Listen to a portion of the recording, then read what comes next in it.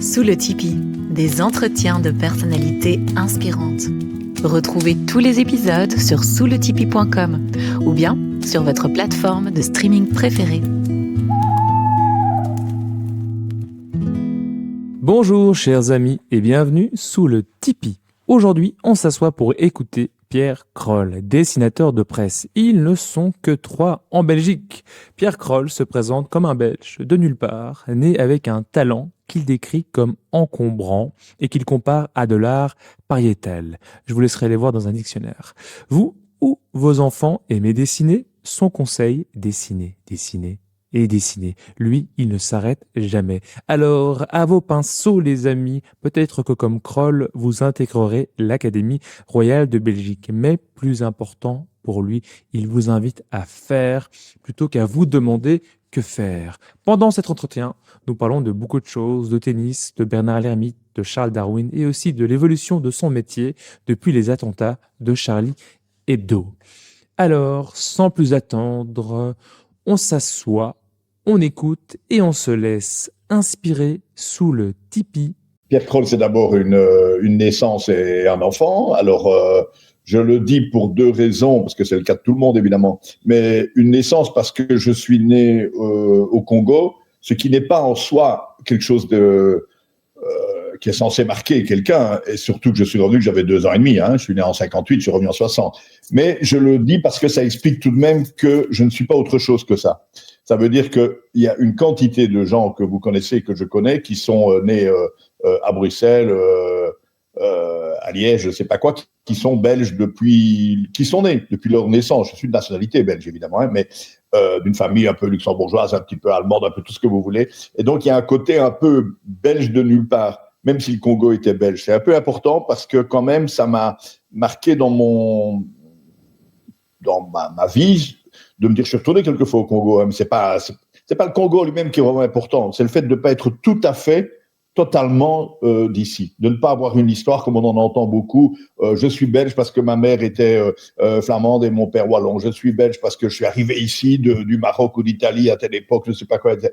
Moi, je suis belge, né dans un pays qui n'existe plus, qui était la Belgique, qui était une autre Belgique. J'ai l'impression d'être très très vieux parfois, parce que je suis né dans une Belgique d'avant, quand elle était coloniale, etc. Donc voilà, c'est un détail, mais vous me faites commencer au début, donc je commence par là. Et puis, j'évoque l'enfance pour une autre raison bien simple. Là, on en vient à comment on devient le dessinateur que je suis. C'est que, je le répète souvent, tous les dessinateurs de mon âge, enfin professionnels, qui vivent de ça, mais qu'ils soient dans le politique, dans l'humour, dans le dessin pour enfants, dans le réalisme, le sexe, tout ce que vous voulez, c'est jamais que des enfants qui n'ont jamais arrêté. Parce que c'est un grand mystère, tous les enfants dessinent. Vous avez dessiné quand vous étiez petit, tous les enfants dessinent. Et la plupart arrêtent. J'ai 3 enfants, on en parlera peut-être plus tard si on parle de parcours de vie. Aucun des 3 ne sait dessiner, comme ils disent. En tout cas, aucun des 3 ne dessine. Et c'est une particularité. Alors, il y a des théories là-dessus. Il semblerait que l'écriture, quelque part, va remplacer le dessin. Parce que quand les petits-enfants dessinent, ils dessinent toujours papa, maman, la famille, la maison et tout. Et puis, on les met à l'école, on leur apprend à écrire. Et écrire, c'est dessiner aussi. Avec sa main, on fait des signes. Et tout de suite, on peut exprimer beaucoup plus de choses et beaucoup plus de nuances. Et on s'aperçoit, à tort ou à raison, qu'on n'a pas de talent et qu'on préfère écrire que dessiner. Et c'est ce que fait la plupart des gens. 3e petit point, j'en promettais que 2 sur l'enfance, mais il y en a quand même un 3e à évoquer, c'est que le talent, quelque part, ça existe. Et c'est pas comment je vais dire, vantard. Mais si je vous dis que c'est pas prétentieux, c'est que je peux comparer avec la musique. Moi, je sais pas reconnaître une fausse note. J'ai appris 3 morceaux à la guitare par cœur. Je vous jure, je peux vous raconter des anecdotes marrantes dans ma vie. J'ai rencontré mon idole de ma jeunesse, qui est Michel Polnareff. Je l'ai rencontré beaucoup plus tard. Polnareff, il a l'oreille absolue. Vous tapez avec un stylo sur un verre d'eau, il vous dit si c'est un ré, un do, un mi, un bémol. Je comprendrai jamais ça. Donc le talent, il y a des gens qui naissent avec un talent pour la musique. Et moi, quand je vois ma famille, les gens proches de moi, etc., tenir un crayon et faire un dessin, j'ai carrément l'impression qu'ils sont handicapés quelque part. Parce qu'il y a des choses que je fais tellement naturellement, voire en perspective, etc., que la plupart des gens ne savent pas faire. Et un talent, c'est parfois un peu encombrant, parce que toute ma vie, je me suis demandé ce que j'en faisais. Parfois, ça m'arrangeait bien. Bon, pour draguer les filles, c'est mieux d'être chanteur, quoique dessinateur, mais quand même, ça les fait rire. Et puis Et puis, j'ai fait des études sérieuses. J'ai toujours été puni à l'école parce que je dessinais pendant les cours, tout le temps. Et à part un ou deux profs intelligents qui ont passé une sorte de pacte, tant que ce que tu dessines ne t'empêche pas d'écouter, en même temps, ils étaient rares, la plupart considéraient que c'était une distraction, que c'était un truc qui menait à rien, quoi. Ou bien convoquer mes parents pour leur dire, vous savez que votre fils dessine bien, il dessine tout le temps, il faudrait le mettre dans une école de dessin. Et mon père disait, mais est-ce qu'il se débrouille bien en latin et en maths? Ouais, ça va. Ben, gardez-le. Bon. Tout ça me mène à faire l'architecture, dans lequel il y a beaucoup de dessins, pas du tout humoristique, mais il faut pas savoir dessiner, mais ça aide de savoir dessiner. J'ai fait l'architecture avec un grand plaisir à l'école Saint-Luc à Liège et puis à la Cambre à Bruxelles. Après, je fais une licence en sciences de l'environnement. Là, il n'y a plus de dessin du tout. Encore que si vous pouviez voir mes carnets de notes, ils sont bourrés de petits dessins tout le temps. Et traiter aussi le dessin un peu moqueur qui fait rire les gens à propos de quelque chose, voire à propos du prof tout simplement, ce qui explique que j'ai été puni. Bon, mais tout ça pour vous dire que le dessin a toujours été quelque chose dont, si je peux dire, je ne savais que faire. C'était un peu encombrant, comme quelque chose qui n'est pas. C'est pas une maladie, c'est pas un truc qui fait mal, c'est pas lourd à porter. C'est juste tout le temps là. Ça me permet de ne jamais m'ennuyer nulle part, mais ça m'a aussi fait tout le temps me demander qu'est-ce que je dois faire de ça. Et ça m'a sauvé, si on peut dire, de moments comme le service civil. Donc, je suis encore de la génération, une des dernières, qui a dû faire un service militaire. J'ai refusé d'aller à l'armée. J'ai fait un service comme objecteur de conscience pendant 2 ans, dans un théâtre de marionnettes, figurez-vous. Et là, j'ai dessiné tout le temps. Et puis, les petits sous qu'il fallait gagner à côté, parce que c'est pas payé, c'était en vendant quelques dessins à des journaux. Donc, après ça, j'en ai vendu un peu plus. Et puis, il y a un aspect de ma personnalité, puisqu'on parle ici de gens inspirants, je ne suis pas sûr que je le suis, mais qui est un peu le challenge, quoi. La télévision, ça a été une sorte de... Il y a des gens qui font ça dans une émission française, qui s'appelait Droit de réponse à l'époque, enfin, c'est un peu vieux. Et quelqu'un à la RTBF, qui s'appelle Mamie Pirotte, a fait ma connaissance en me disant, est-ce que tu pourrais apporter ça dans l'émission, dessiner en direct selon ce que l'émission t'inspire? Et comme un challenge, j'ai dit, ouais, je vais le faire. Et je l'ai fait 35 ans, même à la fin dans des débats politiques réguliers. Et c'est quand même assez exceptionnel. J'ai pas dit que j'ai été exceptionnel. C'est aussi exceptionnel de confier ça à quelqu'un. Mais voilà. Donc, c'est le challenge permanent de dire, je vais être capable de faire ça, je vais être capable de le faire. Donc, il y avait un peu cette idée, je vais être capable de vivre du dessin, qui était mon rêve d'enfant, mais sans avoir fait d'école de dessin. Moi, j'ai pas appris la BD. Je suis d'ailleurs pas un dessinateur de bande dessinée frustré ou raté. Le dessin de presse, c'est très différent. C'est un truc qui croise les intentions de s'exprimer, qui croise le journalisme, et je regrette pas d'avoir fait des études Bac plus 7, comme disent les Français, pour faire un métier dans lequel on ne m'a jamais demandé mon diplôme de primaire. Voilà. C'est une longue réponse. Elle pourrait être plus complète encore si je donne les étapes différentes dedans, mais je crois que j'ai dit l'essentiel du parcours. Je vois parfois des parents qui viennent me dire, regardez mes enfants, mon fils dessine bien, ma fille dessine bien, est-ce qu'elle peut faire un métier avec ça?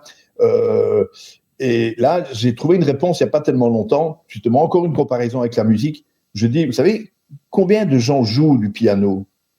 Et combien de gens en ont fait leur métier?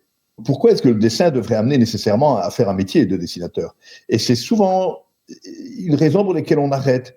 Il y a peu de gens qui peut-être quelques aquarellistes qui vont dans les fagnes faire des paysages, mais des gens qui dessinent des dessins marrants, etc., etc. Peu de gens font ça pour se distraire, pour leurs voisins, pour leurs amis. Je trouve ça un peu dommage et ça n'a pas beaucoup de sens d'abandonner. Alors, en faire un métier, évidemment, déjà, même quand j'ai commencé, c'est pas évident parce qu'il y a très peu de place de ça. Voilà.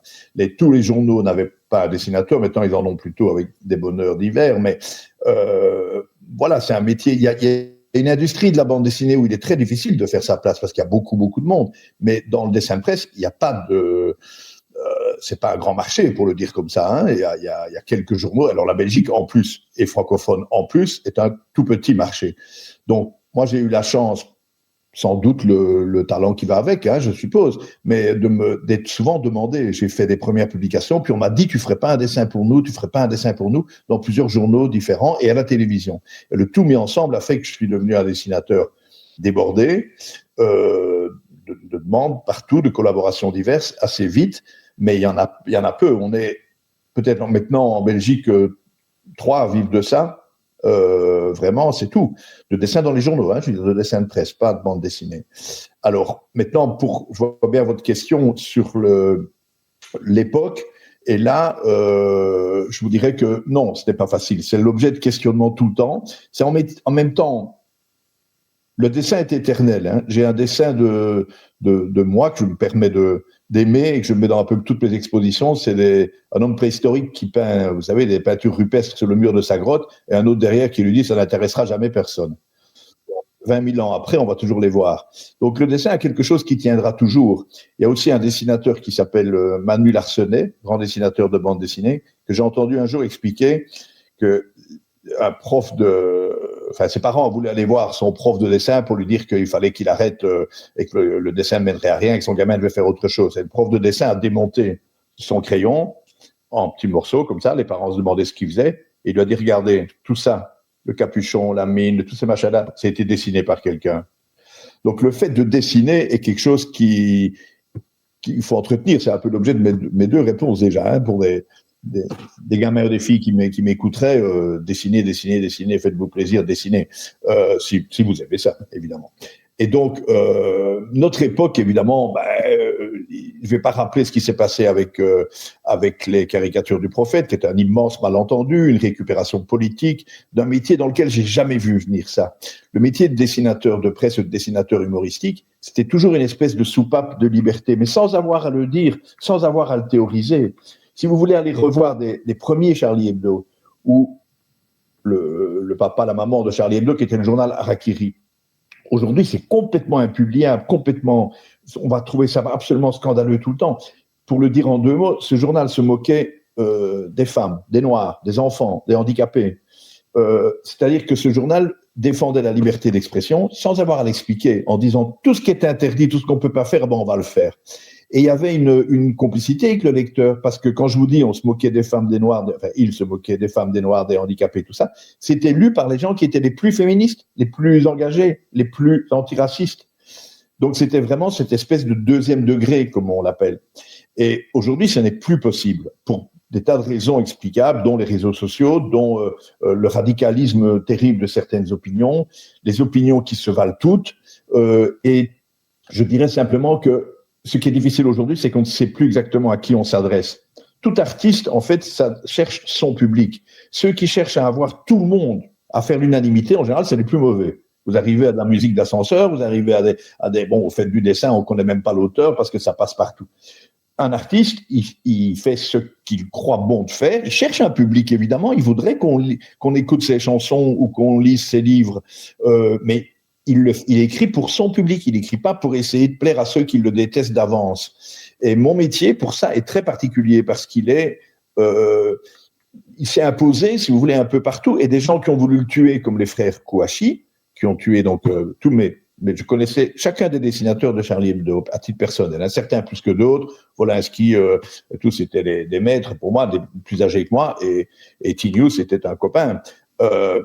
Mais les frères Kouachi ont fait une publicité énorme au dessin de presse. Et maintenant, des gens achètent Charlie Hebdo qui ne l'auraient jamais fait avant. Et d'ailleurs, Charlie Hebdo a changé. C'est un journal que moi, je lis presque plus parce qu'il se justifie tout le temps, très intellectuellement, de faire ce qu'il fait, etc. J'ai l'air un peu confus, mais vous voyez ce que je veux dire. Je résume ce qui était déjà dans votre question. Aujourd'hui, c'est devenu plus difficile pour des tas et des tas de raisons.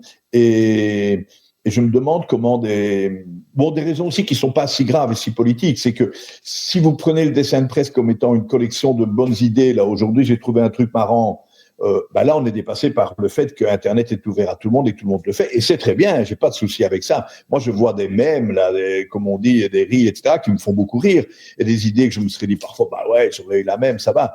Le métier c'est pas la même chose, c'est faire partie d'une rédaction, d'un journal qui vous fait confiance pour dire des choses que le journal pense aussi, de votre façon, à vos lecteurs. Mais dans l'heure qui suit, c'est sur Facebook, c'est sur Internet, c'est partout, ou même parmi vos lecteurs, des gens qui auraient tourné la page. Moi, j'ai des parents qui lisaient pas les dessins dans la presse, mais qui lisaient la presse. Et maintenant, on plonge sur mes dessins et on y va d'un commentaire dont les plus gentils sont « vous n'avez rien compris » ou bien « pourquoi est-ce que vous parlez de ça et pas de ça ?» Je peux pas faire tout non plus. Et donc, on est un métier, je termine avec ça, très exposé. Voilà. Un chanteur, il peut l'être, mais très vite, il ne va l'être que par les gens qui le produisent et par les gens qui l'écoutent. Et nous, on est très exposés partout, tout le temps. Et c'est ce que je dirais fatigant, c'est peu de choses. C'est pas effrayant non plus, mais c'est lourd quand même. Les premiers débats que j'ai faits en direct à la télé, évidemment, puisque comme je disais tout à l'heure, c'était un peu un challenge. Moi, je me retrouve, mon premier débat, c'était plutôt facile, c'était sur le naturisme. Je m'en souviendrai évidemment toujours. On ne pouvait pas mettre des gens à poil au milieu du plateau. Et pour parler très sérieusement du naturisme, en plus, c'est un sujet, quand je dis je m'en souviens, c'est un sujet sur lequel j'ai aucun avis. Je m'en fous complètement. Moi, que les gens fassent ce qu'ils veulent, c'est pas mon problème. Mais j'ai compris que je pouvais apporter de l'humour dans le débat. C'était le premier. Puis très vite après, je suis tombé sur des débats beaucoup plus sérieux. Et je me souviens, par exemple, d'un débat auquel participait Bernard-Henri Lévy, que je finissais de lire et que j'ai trouvé extrêmement prétentieux, donneur de leçons et tout ça. Et donc, j'ai plus souvent régler un petit peu des comptes comme ça avec des politiques qui m'énervent, toujours dans une grande neutralité, mais équidistance plutôt. Mais j'étais toujours à la recherche de la langue de bois, quoi. Mes dessins étaient là pour dire il vous répond pas là, le politique là, ou bien ce qu'il dit là n'est sans doute pas vrai, ou bien comprenez que ce qu'il dit c'est parce qu'il est dans la majorité et pas dans l'opposition, etc. Donc à faire de la pédagogie par le dessin et l'humour. Donc c'est pas une réponse précise, mais beaucoup de souvenirs viennent de là. C'est de sortir d'un plateau de télé en me disant il est fâché, mais c'est que j'ai tapé juste, quoi. Donc, je vais pas vraiment détailler. Alors, j'ai un souvenir, oui, quelque chose quand même qui est frappant dans ma vie, c'est que le métier de dessinateur, d'humoriste, et surtout quand il parle de l'actualité et de la politique, est parfois un peu considéré comme celui du fou du roi. C'est l'image un peu qu'on emploie, vous savez, au Moyen-Âge, les fous du roi, les premiers étaient de pauvres handicapés qu'on exhibait pour faire rire le roi. Mais très vite, c'est devenu des demi-complices du roi. Ils se moquaient de tous les gens qui venaient flatter le roi, etc. Et ça amusait le roi. Mais par contre, ils se permettaient aussi de se moquer parfois du roi sans se faire couper la tête, quoi. Et ça faisait rire la cour. Et j'ai connu vraiment ce métier au sens propre avec mes dessins sur le roi Albert II. Donc, quand j'ai commencé à dessiner, c'était encore le roi Baudouin Ier en Belgique et on le dessinait très peu. Les gens avaient l'impression. Mes premiers rédacteurs en chef m'ont dit c'est interdit de dessiner le roi. Je suis pas idiot, j'ai regardé les lois moi-même, j'ai jamais trouvé une loi qui l'interdisait. Et Albert II, lui, a tout de suite été mis en scène par le hasard de la mort de son frère, sans avoir vraiment envie de régner. Et je l'ai dessiné en robe de chambre et en pantoufles une première fois, comme si c'était un monsieur déjà à la retraite qu'on vient chercher en disant désolé, il va falloir y aller. Voilà. Et du coup, ça s'est popularisé très fort. Et j'ai beaucoup d'anecdotes de ce type-là. D'abord, ma rencontre avec lui, 3 fois. Je résumerai ça simplement parce que m'en a dit son chef de cabinet, M. Van Ypersele de Striou, pendant tout son règne, le chef de cabinet qui m'a fait 2 fois la confidence suivante. Monsieur Kroll, le roi se retrouve dans tout ce que vous lui faites dire. Attendez, c'est pas possible. Quand je le dessine, qui pense à Delphine Boel en pensant j'aurais dû mettre un préservatif, vous n'allez pas me dire qu'il pense comme ça. Eh bien, si. Et donc j'étais devenu quelqu'un qui pouvait dire ce qu'il ressentait et qui était en plus ce que le roi sans doute ne pouvait pas dire tout haut. Et bon, on est un pays où on ne starifie pas les gens autant que la France, mais je me souviens de la dernière sortie officielle du roi Albert avant d'abdiquer, quelques jours avant, il est allé à Eupen, parce que c'est là où ils vont le moins, vu que c'est la communauté belge. Vous savez qu'on a 3 communautés en Belgique, il va moins souvent chez des germanophones. Et c'était pas le carnaval, mais il était reçu par tout un groupe de gens habillés en robe de chambre avec des pantoufles et des couronnes en carton pour faire comme mes dessins. Et le roi est allé vers eux en disant « Oh, moi !» Donc, ça, c'est un souvenir vraiment marquant parce qu'il n'y a pas d'autres dessinateurs qui ont une histoire similaire à celle-là. Il y a des pays où vous vous faites tuer si vous faites la moitié de ce que je fais. Il y en a où vous savez, Macron, les présidents français, ils rigolent des caricatures qu'on fait d'eux. Mais moi, c'est un roi. Ça a quelque chose de plus sacré que ça. Et oui, ça, c'est un gros souvenir. Lié à ce qu'on a dit avant, peut-être les premières menaces sérieuses. Moi, on m'a tout de suite dit de ne pas les raconter, pas faire le malin qui dit « moi aussi, je suis menacé, on veut me tuer ». De toute façon, j'en avais pas très envie, mais parce qu'ils disent, on m'a dit, la police, ça pourra donner envie à certains. Mais lorsque j'ai sorti un de mes albums, qui sort toujours à la même période, là, au mois d'octobre, on venait de retrouver et de descendre Ben Laden. Et donc, j'avais plus la place dans mon livre qui était quasiment fini, à part une page ou deux, pour parler de cet événement que je savais majeur. Et donc, j'ai choisi d'en faire pour rire la préface. Et j'ai imaginé une préface écrite par Ben Laden, avec une belle enluminure. Et Ben Laden a écrit qu'il est planqué quelque part là au Pakistan et tout. Il peut évidemment pas s'abonner à un journal, sinon on va savoir où il habite. Et donc, il se fait livrer les bouquins chaque année d'un dessinateur belge, parce que ça rappelle l'actualité de l'année. Il trouve ça très drôle.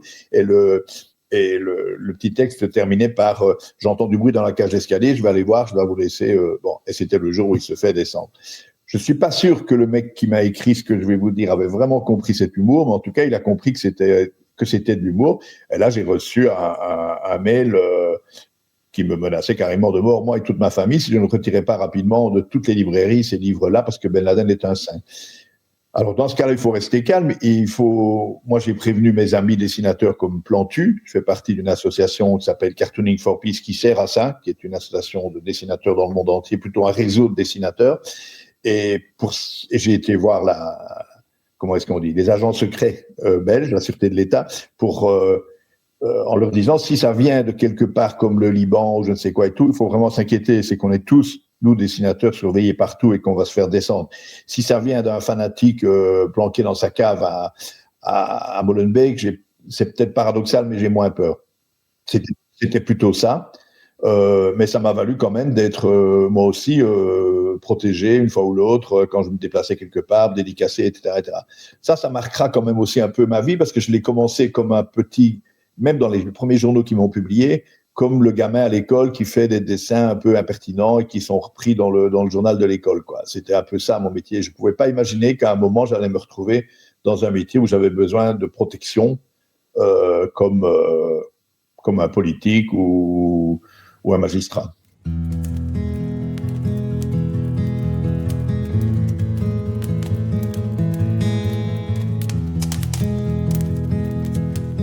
Sous le Tipi, un podcast d'Arnaud de Guélingue.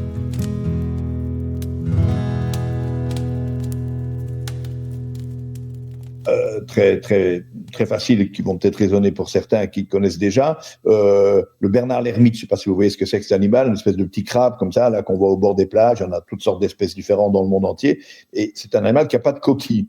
Tous les autres crustacés ont des coquilles. Et c'est sa merde, hein, dans la vie. Parce que s'il n'en trouve pas, il va sécher au soleil ou il va se faire bouffer par n'importe qui. Donc, il passe sa vie à chercher la coquille qu'on a oublié de lui mettre sur le dos, quoi. Et il trouve des boîtes de conserve, des dés à coudre, ou plus souvent des coquilles d'escargot, des coquilles d'autres Bernard l'ermite qui les ont abandonnés parce qu'ils ont grandi. Ben, c'est une histoire incroyable. Donc, si vous prenez cette histoire-là et que vous êtes créationniste ou enfant et vous croyez que Dieu a créé le monde en 6 jours, comme on le dit, il faut reconnaître qu'il y a des jours où Dieu était un peu distrait, oublieux ou bourré, où il avait la gueule de bois. Il y a des jours où il était absolument génial, il a fait des choses formidables, mais il a inventé beaucoup d'animaux qui n'ont pas tenu non plus, qui ont disparu, qui n'ont pas su s'adapter. Bon.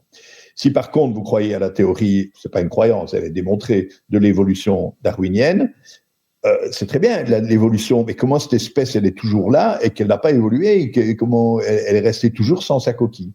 Un autre exemple connu, c'est le paon. Vous voyez cet oiseau magnifique. Le paon, pour séduire les femelles, il fait la roue avec ses plumes de derrière. Donc, c'est chaque fois celui qui fait la plus belle roue qui va se reproduire le plus aisément, qui va draguer, qui va séduire le plus de femelles.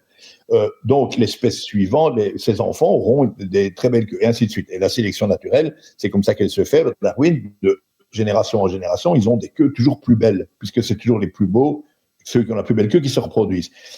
Oui, mais maintenant, le paon, c'est un oiseau qui se promène avec un truc qui fait 2 mètres de long derrière lui, qui pèse 10 kilos, il ne sait plus voler, et il se fait bouffer très facilement par n'importe quel renard qui passe. Donc, comment est-ce qu'il est toujours là?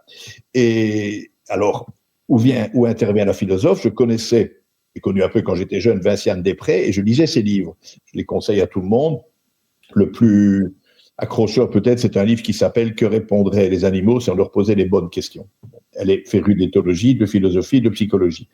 C'est une pointure. Hein. Et donc, je vais la retrouver un jour. Je dis, il serait temps qu'on fasse quelque chose ensemble et tout, parce que je viens avec ces 2 histoires-là. Et vous savez quoi, avec Pan, elle me dit, mais tu sais que c'était le cauchemar de Darwin. Je dis, moi, j'ai pas lu tout Darwin. Elle dit, oui, il en dormait plus du pan. Parce qu'il disait, ma théorie, j'y crois, à l'évolution, mais c'est vrai que le pan, c'est pas normal. Comment est-ce qu'il est toujours là et comment l'évolution peut mener à tel... Surtout que d'autres animaux, et le livre reprend 16 exemples d'animaux comme ça, avec des évolutions curieuses, et chaque fois tout à fait folles. Il y a l'élan d'Irlande, qui est un grand cerf, dont les... Même chose que la queue du pan, c'est les ramures, quoi, qui ont toujours grandi. Ben, lui, il en est mort, il avait des ramures de 3,50 m, il se coinçait dans les arbres, il se noyait dans les étangs. C'est vrai, hein?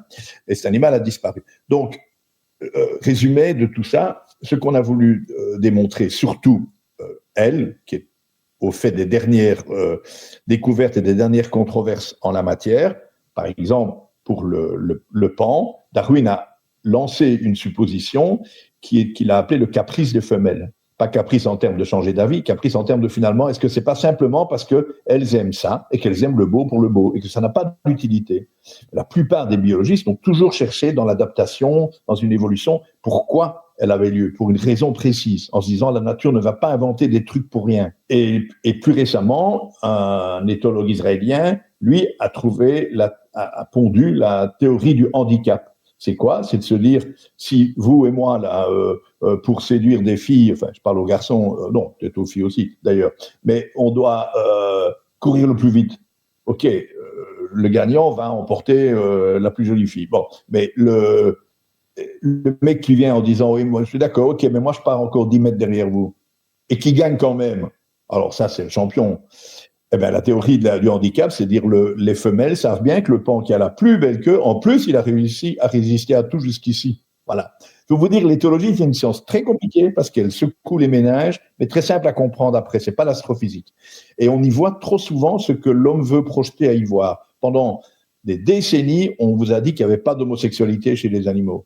Et pourquoi? Et tout simplement parce qu'on pensait qu'il n'y en avait pas chez nous, ou que c'était anormal, ou qu'il y a encore des pays, des croyances, on pense que ça n'existait pas. Et des biologistes les plus sérieux disaient la nature ne va pas perdre son temps à ça, parce qu'un homosexuel, il sert à rien, il ne reproduit pas son espèce. Ce qui en fait est faux, parce qu'il suffit qu'un certain nombre soit hétérosexuel ou que l'homosexuel est bisexuel pour que l'espèce se reproduise quand même. Et depuis qu'on a levé ce verrou dans la tête, on en voit partout. On en voit partout. Donc, je ne peux pas vous raconter tout le livre, il est tout comme ça, mais son titre est donc facile et complexe à la fois. Dieu et Darwin, je les fais parler ensemble, parce qu'il faut savoir que Darwin a passé sa vie à démontrer que Dieu n'avait pas créé le monde en 6 jours, mais pas à démontrer que Dieu n'existait pas. Darwin était croyant, mais il dit l'évolution, c'est autre chose. Et donc, les faire parler ensemble, ça permet d'amener chacune de ces questions où Dieu fait mine de croire que c'est peut-être bien lui qui a tout inventé. En tout cas, il ne veut pas reconnaître le contraire.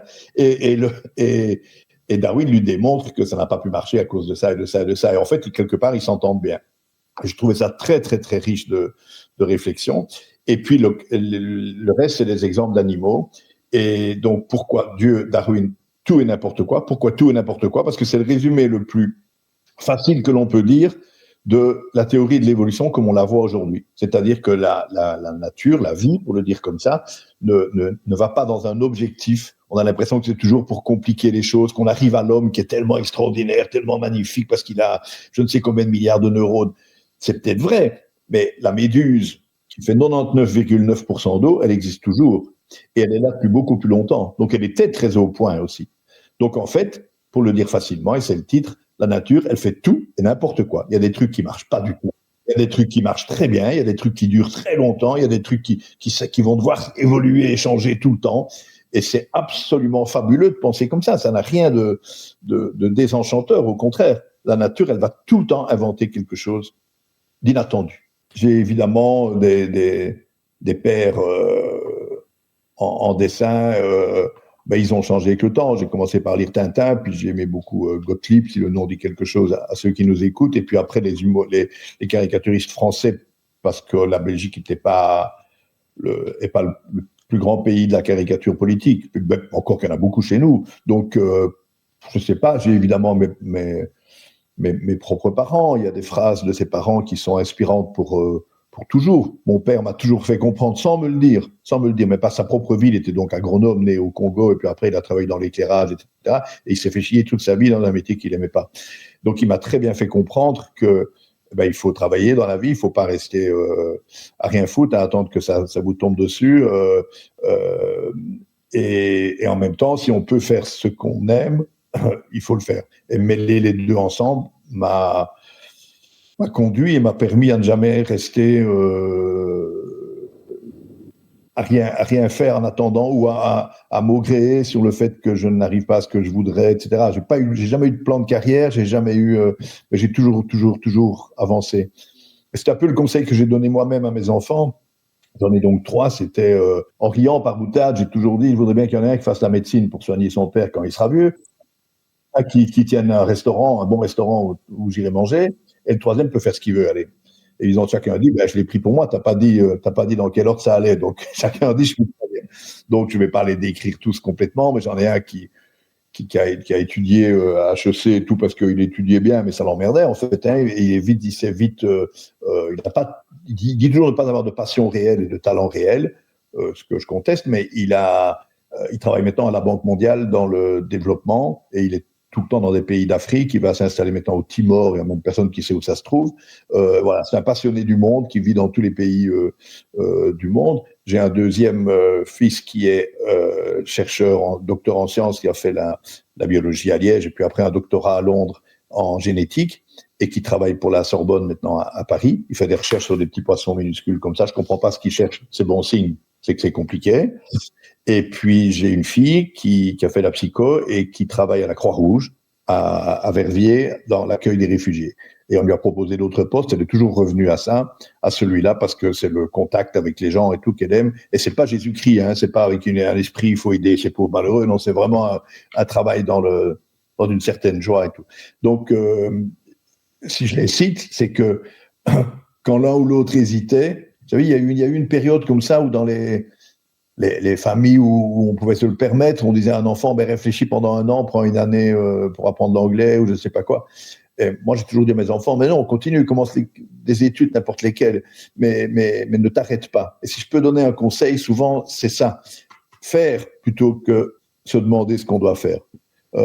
J'aurais passé du temps et tous les jours, je vis comme ça. Parce que mon dessin que je fais cet après-midi pour demain, quelque part, bien sûr, j'ai de l'habitude, je dessine mieux qu'à 20 ans et tout, mais je vous assure que c'est toujours quasiment mon premier dessin.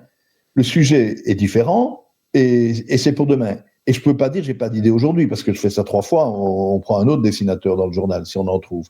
Donc je pratique ça tout le temps. Je ne sais pas rester sans rien faire.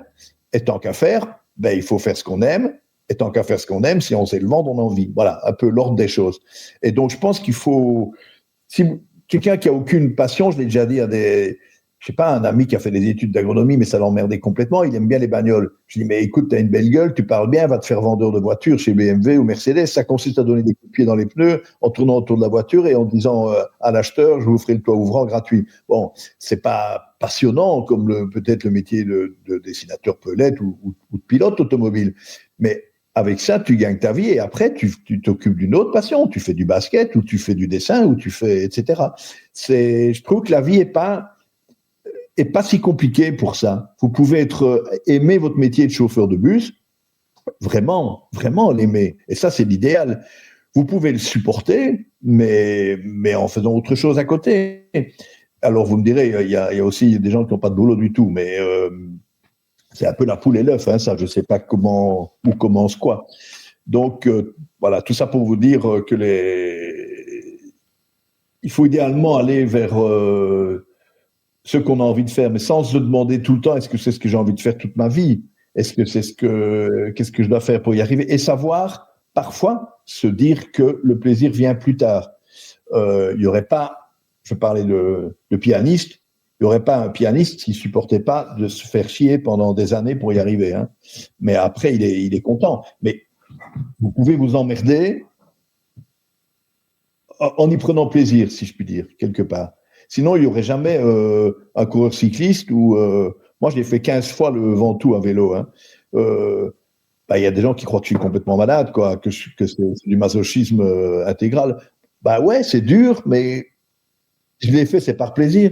Donc, je ne sais pas si je m'exprime bien, mais ce truc-là, tout le monde peut le trouver quelque part. un sourire, la chanson d'un oiseau.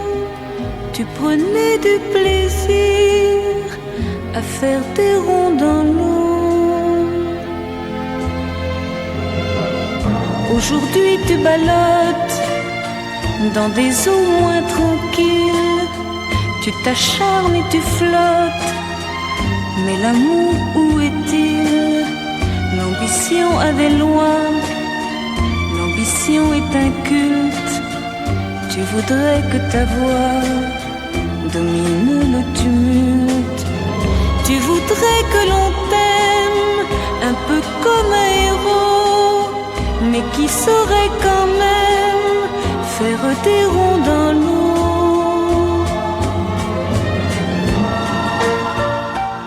C'est une chanson qui n'est pas récente, hein. Françoise Hardy, on en reparle ces derniers temps parce qu'elle est morte, mais récemment. Mais bon, c'est une chanson magnifique, c'est une très belle voix, c'est très très beau, c'est très mélancolique. Mais surtout, si vous écoutez les paroles, moi, quand je l'ai entendu la première fois, c'est un peu comme si j'avais l'impression qu'elle parlait de moi. C'est quand même rare ça dans la chanson.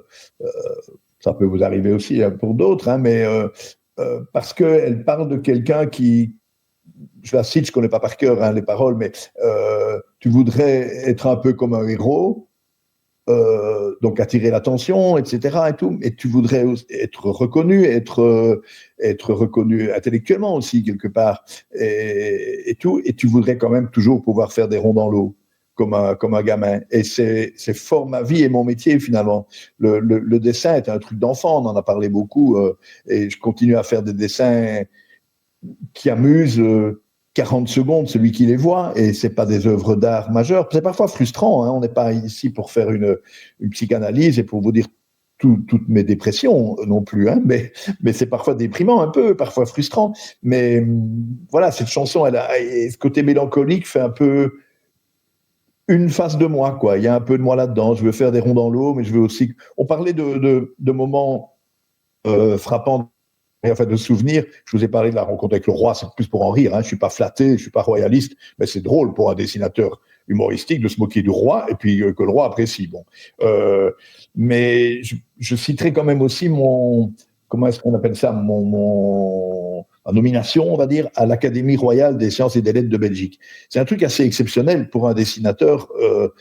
Surtout que le secrétaire perpétuel, c'est comme ça qu'on appelle ça.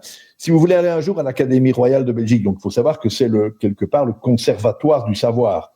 L'Académie royale, elle est plus vieille que la Belgique, hein. Elle a été créée sous Marie-Thérèse d'Autriche, avant que la Belgique ne soit le pays indépendant qu'elle est devenue en 1830.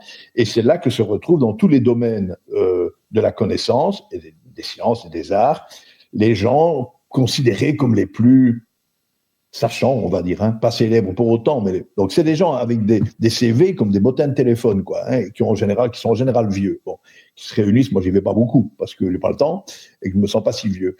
Mais si vous voulez y entrer un jour, c'est prestigieux de dire je suis académicien. Il faut surtout pas le demander. La meilleure manière de jamais y aller, c'est de dire ouais, il me semble que je pourrais faire partie de votre truc. Là, vous êtes déjà éliminé.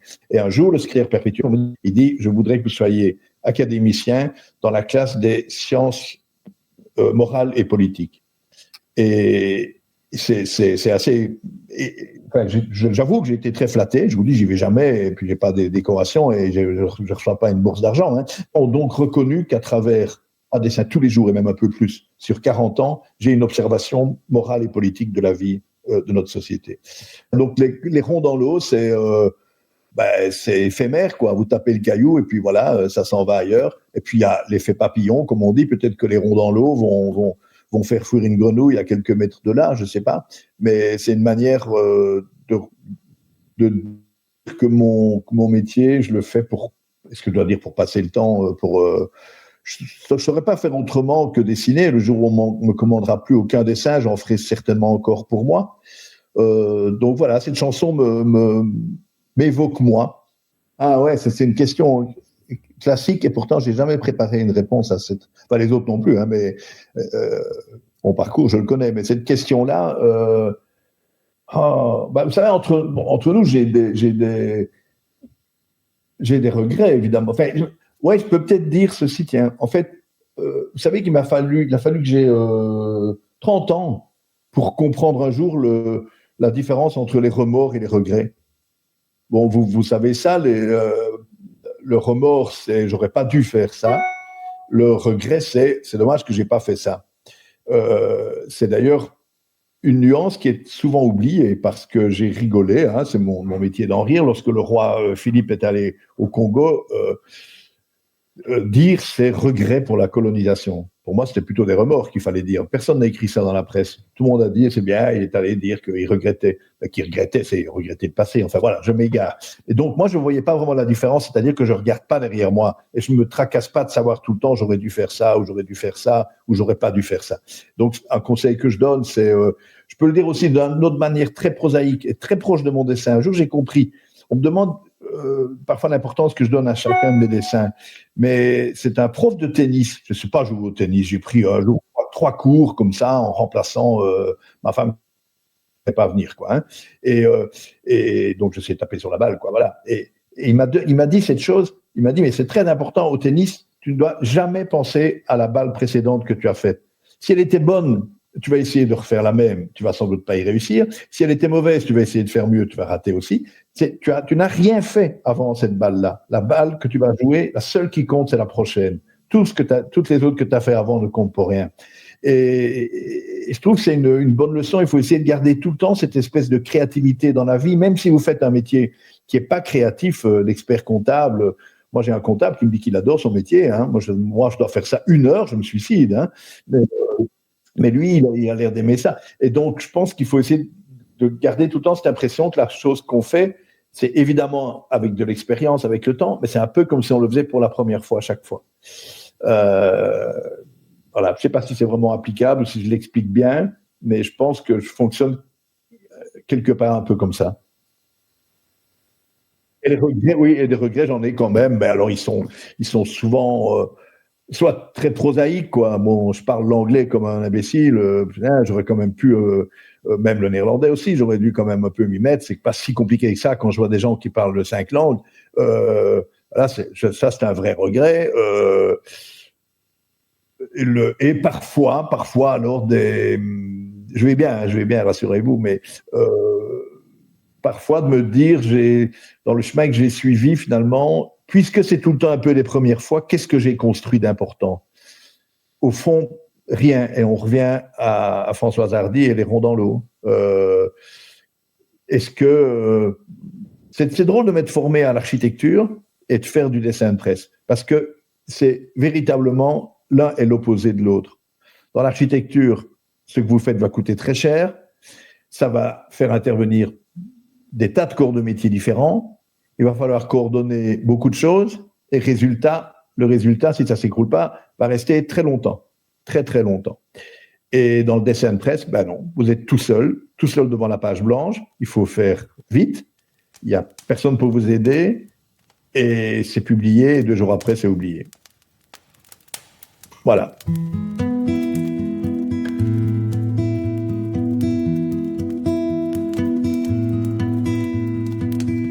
Sous le Tipeee, c'est fini pour aujourd'hui. Écoutez tous les épisodes sur souletipeee.com ou bien sur votre plateforme préférée.